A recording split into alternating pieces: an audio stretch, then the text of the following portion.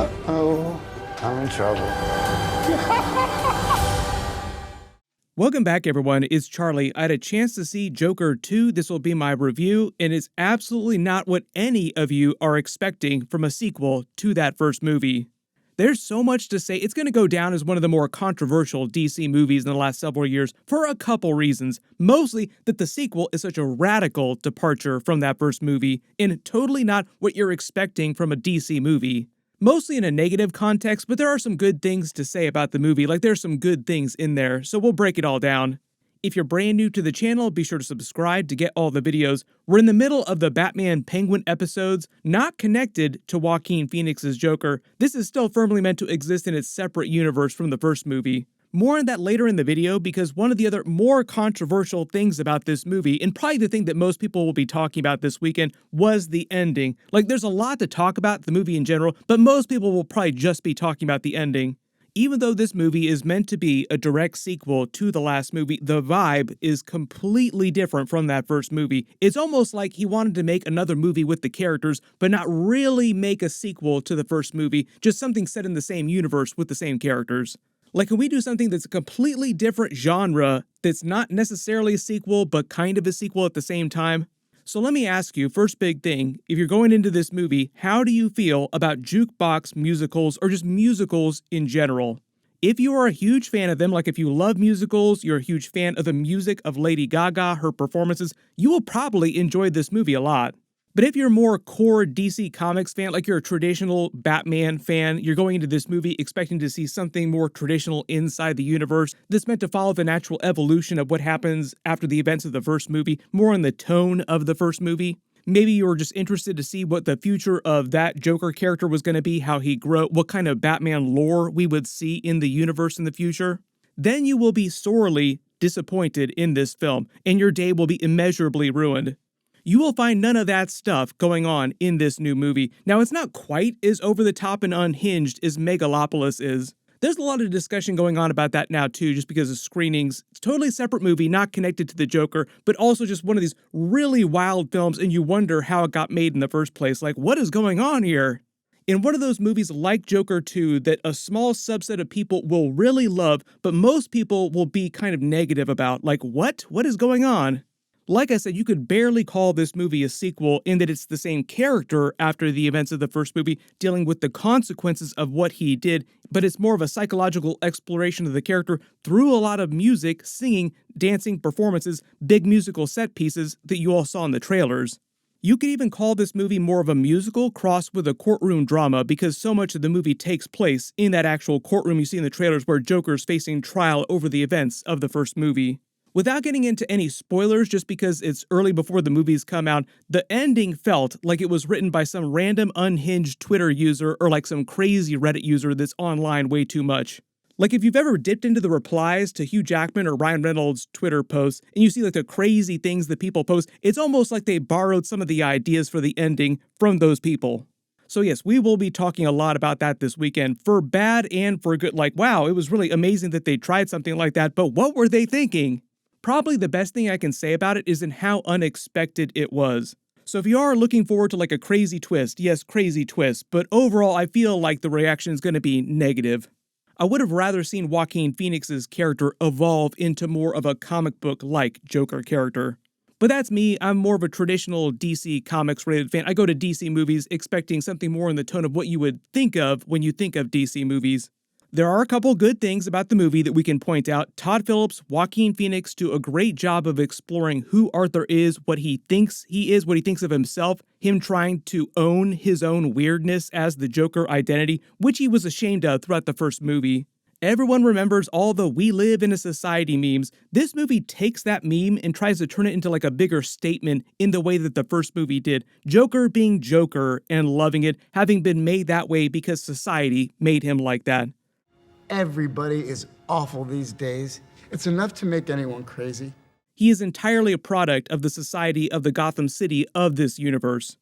The problem with that is that it feels like a bit of a rehash of the themes of the first movie. Like the first movie established that pretty successfully. Lady Gaga gives great performances. She wrote a whole album based on the movie called Quinn. She carries most of the musical numbers that they do together, as you would expect. So if you like her music, you will enjoy that aspect of the movie. For those of you worried that Lady Gaga would have taken over the movie, pulling the story away from Joker, the actual main character, that didn't really happen. The way they cut the movie down, she's not nearly in this movie as much as you would think from the actual trailers. She barely has anything to do outside of the big musical numbers. They wound up cutting a lot of her scenes from the trailers. That happens in all big movies where you see a ton of trailer scenes that don't wind up in the actual movie. We can talk more about those during my Easter eggs video. Joaquin Phoenix has performed before. If you didn't see him in Walk the Line, he played Johnny Cash in a biopic based on his life. He was great during that. But when it comes to big sweeping musical numbers like you see in the trailers they do in this movie, he admittedly wasn't nearly up to the same task as Lady Gaga, so she does carry a lot of that stuff in the film. But I think that Todd Phillips did a good job of directing them in those performances so that you didn't notice his weaknesses there quite as much. Probably one of the biggest criticisms that's going to be laid on the movie is in how much it tries to avoid any of the notable comic book connections or the truth of a lot of the characters from the comics. There are some Batman-related comic book references and references to the characters that they are portraying, but only occasionally. And for most of the movie, you have to think of it as more of like a musical where there are characters that are just borrowing the names from the Batman comics. For instance, Todd Phillips infamously did an interview before the movie came out explaining that their Lady Gaga version of Harley Quinn would be absolutely nothing like the comics. Like, you remember all that stuff you love about Harley Quinn from the comics? Now, we're not doing any of that. A really good comparison to make would be like Margot Robbie's version of Harley Quinn. She tries to be very true to the tone of the comic book version of the character. What are you guys doing? Well, we're here to save you. Well, I can go back inside and you can still do it. Lady Gaga's version is the complete opposite of that. That's why her name in the movie is Lee and Joker's name is actually Arthur. So if you're going into this movie and you were disappointed that the first movie only lightly referenced Batman or those comics, you were expecting more Batman-related stuff, the sequel goes even further away from the comics for most of the movie, with a very bizarre choice for the ending. I'll wait till later this weekend after everyone has a chance to see it before we start talking about it more. So if you do get a chance to see the movie early, please don't post spoilers for that on this video. It's almost like Todd Phillips took the freedom and the massive increase in budget that the studio gave him after the success of the first Joker movie made over $1 billion. Then he turned around and gave the studio a huge middle finger, like he really wanted to stick it to Warner Brothers. Totally not caring about doing the traditional sequel that Warner Brothers probably wanted him to do. Like, could you make another movie just like the first movie? And he's like, yeah, there's no way I'm going to do that. Instead, he's going to do the most unconventional, unexpected, and possibly disliked thing with the franchise, this particular Joker franchise of Joaquin Phoenix's character. The only thing I've heard him say about turning the movie into more of a musical is that he felt like music was very important to the exploration of Arthur in his own mind, the way he thinks of himself. But you have to hand it to Todd Phillips. He's at this point in his career where he's got enough success and more money that he'll ever be able to spend that he can basically give a middle finger to the studio. And it seems like he actually doesn't really care about the traditional fan base for a lot of this stuff, like the DC Comics fan base or audience of the franchise of the first movie.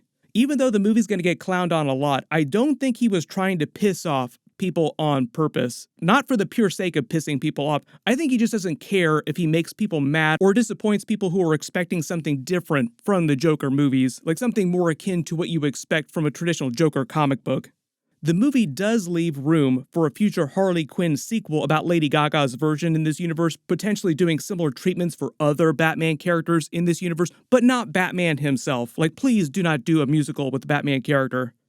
So if you really dig how this movie is so different from what people usually expect from, say, like Batman movies or just DC movies in general, then maybe you'll be excited to see more inside this universe. But personally, I am totally fine with this being the last movie that Todd Haynes does in the DC universe. And I will say, after seeing it, I would have been totally okay if he had stopped after that first movie and not done the sequel. Like, there were a lot of people who did not want them to make a sequel to begin with. After the first movie came out, they're like, great, this is awesome, no more, please. You said everything that you need to say about this character with this one movie. Like I said, a lot of the themes in this movie are rehashes of the themes of the first movie.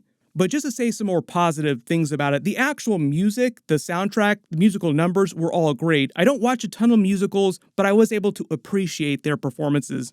Visually, the movie does look great. Like, the cinematography is amazing and their set pieces look great. And even if you don't like the story, all the actors' performances were S tier. I think most of the criticism about the actual characters will be about the way Todd Phillips wrote them. And to be fair, he is a great director. It's just that as a DC movie fan, like I make a lot of DC videos because I like DC Comics related things, you probably would have expected him to make something more akin to what a DC Comics movie usually winds up being. My early prediction is that the movie will do about $700 million maybe, give or take a little bit, but it's not going to make anywhere near as much money as the first movie. Like, it will not make $1 billion. Especially after all the hardcore fans see it opening weekend that loved the first movie and then blast it online, hurting word of mouth, expecting it to be more like the first film when it is totally not like the first film. Once you do have a chance to see it, post all your reactions in the comments below, good or bad. My video about the ending for the movie will post later this week after it actually comes out. Be sure to enable alerts for my channel so you don't miss that. There's a bunch of other stuff happening this week. My Penguin Episode 3 video will post next weekend. We got the Rings of Power finale, the Agatha All Along Episode 4. They have finally gone full Mephisto, and you never go full Mephisto. Click here to learn about the new Deathstroke and Bane movie that DC is working on connected to the James Gunn movies, and click here for my Penguin Episode 2 video. Thank you so much for watching, and I'll see you guys in the next one.